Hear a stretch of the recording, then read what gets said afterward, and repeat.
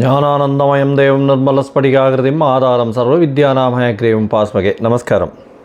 நேயர்கள் அனைவருக்கும் astro KS ஐயங்காரின் பணிவான நமஸ்காரங்கள். வார பலன் 1/1/2024 7/1/2024 வரை உண்டான வாரத்திற்கு ஒரு ராசியாக பலனை பார்ப்போம். முதல்ல இந்த வாரத்தினுடைய கோல்சாரம் எப்படி இருக்குன்றதை பார்ப்போம். இந்த வாரத்தில் வரக்கூடிய விசேஷ நாட்கள் என்ன அப்படின்றத பார்ப்போம். அதற்கு பிறகு இந்த வாரத்தில் எந்தெந்த ராசிக்காரர்களுக்கு சந்திராஷ்டமம் அப்படின்றத பார்ப்போம். முதல்ல வாரத்தினுடைய கோல்சாரம் என்ன அப்படின்றத பார்ப்போம். காலபுருஷ தத்துவத்தின் முதல் ராசியான மேஷ ராசியில் குரு பகவான், கன்னியில் கேது பகவானும், விருச்சிகத்தில் சுக்கிரனும் புதனும் இருக்கா, தனுசுல சூரியனும் செவ்வாயும், கும்பத்தில் சனி பகவான், மீனத்தில் ராகு பகவான். இந்த வாரம் அதிவேகமாக செல்லக்கூடிய கிரகம் அப்படின்னு சொல்கிற சந்திர பகவான் மக நட்சத்திரம், அதாவது சிம்ம ராசியில் தொடங்கி அனுஷ நட்சத்திரம், அதாவது விருச்சிக ராசி வரலும் இந்த வாரம் போகிறார். இந்த வாரத்தினுடைய கோல்சாரங்கள் இதுதான். இந்த வாரத்தில் வரக்கூடிய விசேஷ நாட்கள் அப்படின்னு பார்த்தாலேயானால் புதன்கிழமை அஷ்டகா அப்படின்னு போட்டிருக்கோம். அஷ்டகா அணு அஷ்டகா அப்படின்னு போட்டிருக்கோம். பொதுவாகவே பார்த்தாலேயானால் இந்த மார்கழி, தை, மாசி, பங்குனி இந்த 4 மாதங்களும் தேய்பிறை 8ஆம் நாள் 7, 8, 9 இந்த 3 நாட்களும், அதாவது சப்தமி, அஷ்டமி, நவமி அப்படின்ற இந்த 3 நாட்களில் 8ஆம் நாளான அஷ்டமி அன்னைக்கு அஷ்டகா அப்படின்னு போட்டிருப்பா. அன்றைக்கி ஸ்ரார்த்தம் பண்ணணும். அதாவது வீட்டில் இருக்கக்கூடிய பெரியவாளுக்கு, அதாவது பெற்றோர்கள் இல்லாதவர்கள் திதி கொடுக்கக்கூடிய நாட்களாக சொல்லப்படுகிறது. ஏன்னா எங்கேயாவது அவங்க மிஸ் பண்ணிட்டாங்க அப்படின்னா, அதாவது ஏதாவது ஒரு இதுவில் விட்டுட்டாங்க அப்படின்னா அந்த அஷ்டகா அனுஷ்டகாவில் பண்ணுறது வழக்கம் அப்படின்றத போட்டிருக்கும். அருகில் இருக்கக்கூடிய உங்களுடைய வாத்தியார் யாரோ அவளை கேட்டுண்டு விஷயத்தை செய்யுங்க. இந்த வாரத்தில் ஏகாதசி வருது. ஏகாதசி அப்படின்னு பார்த்தேன்னா இந்த வாரம் 7ஆம் தேதி அன்னைக்கு ஏகாதசி, சர்வ ஏகாதசி வைணவர்களுக்கு உண்டான ஒரு பெரிய விசேஷமான நாள். வைகுண்ட ஏகாதசிக்கு அடுத்த ஏகாதசி இது விசேஷமானது. இது தேய்பிறையில் வரக்கூடிய ஏகாதசி. இந்த பொதுவாகவே ஏகாதசி அப்படின்னா வைணவர்கள் அன்றைக்கி கார்த்தாலிருந்து குளிச்சுட்டு பெருமாளுக்கு பண்ணுறதும், விஷ்ணு சஹஸ்ரநாம பாராயணம் பண்ணுறதும், அதை தவிர எந்த ஒரு இதுவும் சாப்பிடாமல் உபவாசம் இருக்கிறதும், ஒருவேளை சாப்பிட வேண்டி வந்ததேயானால், அதாவது சீனியர் சிட்டிசன்ஸ், உடல்நலம் குன்றியவர்கள் இவாள்லாம் இருந்தாலேயானால் அவளுக்கு இந்த சுஜ்ஜி இல்லைனா ஜீரா இந்த மாதிரியான விஷயங்கள் பண்ணி போடுறதும், அதாவது ஸ்வீட் மட்டும் பண்ணி போடுறதும், அன்றைக்கி பெருமாளை போய் சேவிச்சுட்டு தீர்த்தம் வாங்கிட்டு அடுத்த நாள் அன்றைக்கி தான் தீர்த்தத்தை சாப்பிட்ணும். அதாவது துவாதசி அன்றைக்கி தான் அந்த தீர்த்தத்தையே சாப்பிட்ணும் பொதுவாகவே. ஏன்னா தீர்த்தம் சாப்பிட்டுட்டோம் வேணால் ஏகாதசியினுடைய விரதம் கரைஞ்சதாக கணக்கு.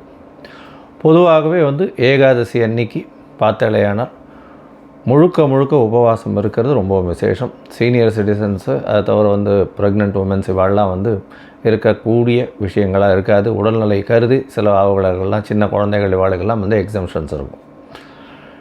இந்த வாரத்தில் பார்த்தேன்னா ஒரு ராசிக்காரர்களுக்கும் என்னென்ன அப்படின்றத பார்ப்போம். அதுக்கு முன்னாடி இந்த வாரத்தில் எந்தெந்த ராசிக்காரர்களுக்கு சந்திராஷ்டமம்னு பார்த்தோன்னா மகரம், கும்பம், மேஷம், மீனம் இந்த 4 ராசிக்காரர்களுக்கும், அதாவது மகரம், கும்பம், மீனம், மேஷம் இந்த 4 ராசிக்காரர்களுக்கும் சந்திராஷ்டமம்.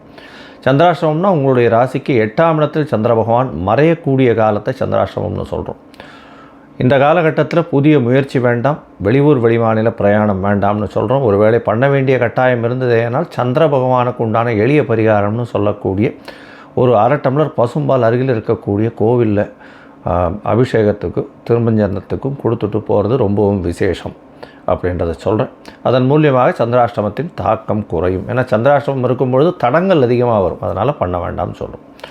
சரி, இந்த வாரம் மேஷம் முதல் மீனம் வரை ஒரு ராசியாக 1/1/2024 7/1/2024 வரை உண்டான பலன்கள் என்ன அப்படின்றத பார்க்கலாம். துலாம் சித்திரை, சுவாதி, விசாகம் இந்த 3 நட்சத்திரம் 9 பாதங்களை கொண்ட ராசி. ராசியின் அதிபதி அப்படின்னு சொல்லக்கூடிய சுக்கிர பகவான். சுக்கிர பகவான் உங்களுடைய ராசிக்கு 2ஆம் இடத்துல இருக்கார். புதனோடு சேர்ந்து 12ஆம் அதிபதியோடு சேர்ந்து இருக்கார். சிறு சிறு செலவுகள் வரக்கூடிய காலகட்டம். உங்களுடைய ராசியை குரு பகவான் பார்க்குறதுனால கண்டிப்பாக திருமண யோகம் உண்டு. மார்கழி மாதத்தில் திருமண யோகம்னு சொல்கிறோமேனா இந்த மார்கழி மாதத்தில் நீங்கள் அவசியமாக திருமணத்திற்கு பார்க்க வேண்டியது எல்லாத்தையும் பார்த்து பொருத்தமெல்லாம் பார்த்து வச்சுன்ட்டு தை மாதத்தில் என்ன சொல்கிறது, வெத்தலை பாக்கு மாற்றிக்கிறது, அதுக்கப்புறம் கல்யாணத்துக்கு இது பண்ணுறது, இனிஷியேட் பண்ணி பேசுகிறது, அதுக்கப்புறம் கல்யாணத்தை ஃபிக்ஸ் பண்ணுறது, இது எல்லாமே தை மாதத்தில் பண்ணலாம். உங்களுடைய ராசிக்கு பார்த்தலையானால் குரு பகவான் பார்வை இருக்கிறதுனால உடல் நலத்தில் நல்ல ஏற்றம் இருக்கும். துலா ராசிக்காரர்களுக்கெல்லாம் பெரிய ஏற்றமான காலம். ஏன்னா 5ஆம் இடத்துல சனி பகவான். புதிய புகழ், அந்தஸ்து, கௌரவம் எதை தொட்டாலும் வெற்றி உங்களுக்கு வந்தே தீரும். 6ஆம் இடத்தில் ராகு பகவான். உங்களுக்கு எதிரிகள் அற்ற நிலை இருக்கும். காம்படிட்டிவ் எக்ஸாம்ஸ் எல்லாம் பார்த்திங்கன்னா உங்களுக்கு 100% வெற்றி கிடைக்கக்கூடிய காலகட்டமாக இந்த வாரம் அமையிறது. உங்களுடைய ராசிக்கு 12ஆம் இடத்துல கேது பகவான் இருக்கிறதன் மூலியமாக உங்களுடைய குலதெய்வ வழிபாடு போய் பண்ணிட்டு வருவீங்க. உங்களுடைய சொந்த ஊருக்கு போய் அங்கே இருக்கக்கூடிய இந்த மடாதிபதிகளோ இல்லைன்னா சித்தர்கள் சமாதி இந்த மாதிரியான விஷயத்துக்கு போயிட்டு வரக்கூடிய வாய்ப்புகள் நிச்சயமாக உண்டு. இந்த வாரம் பார்த்தோம்னா உங்களுடைய ராசிக்கு 10ஆம் அதிபதினு சொல்லக்கூடிய சந்திர பகவான் 1/1/2024 7/1/2024 வரை உண்டான வாரத்தில் 2ஆம் தேதி சாயந்தரம் வரலும் உங்களுடைய ராசிக்கு 11ஆம் இடத்துல இருக்கார். 11ஆம் இடத்துல சந்திரனோ சூரியனோ ராசிநாதனோ இருந்தால் நினைத்த காரியங்கள் அனைத்தும் வெற்றிகரமாக முடியக்கூடிய காலகட்டமாக இந்த வாரம் அமைகிறது. அதுவும் சனி பகவானும் சந்திர பகவானும் ஒருவருக்கொருவர் நேராக பார்த்து கொண்டதுனால புணர்ப்பு யோகம், புணர்ப்பு தோஷம்னு சொல்லுவாள்.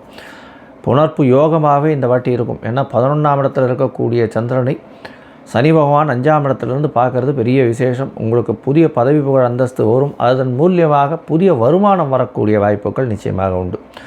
எல்லாம் நினைத்த காரியங்கள் வெற்றி பெறக்கூடிய காலகட்டமாக இந்த வாரம் அமையிறது. உங்களுடைய ராசிக்கு பார்த்தோன்னா 12ஆம் இடத்துக்கு கேதுவோட சம்பந்தத்தில் சந்திர பகவான் வரார்.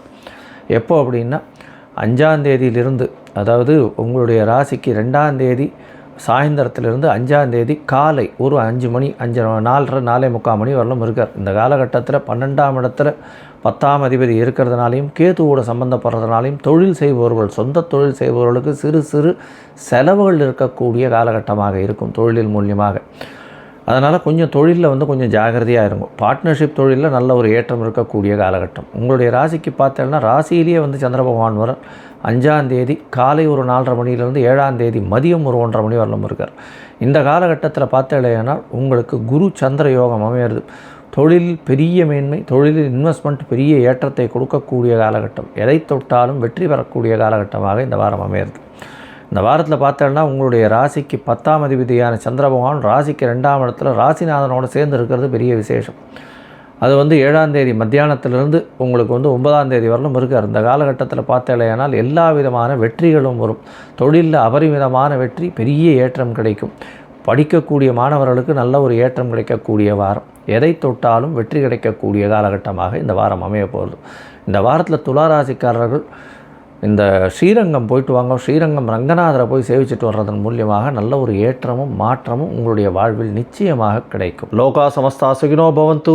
நன்றி, நமஸ்காரம். Astro KS Iyengar YouTube channel பார்த்தமைக்கு நன்றிகள். மேலும் இது போன்ற ஆன்மீக ஜோதிஷ தகவல்கள் உங்களை அடைய astro KS Iyengar YouTube channel subscribe செய்யவும், பெல் ஐக்கானை மறக்காமல் அழுத்தவும். நன்றி, வணக்கம்.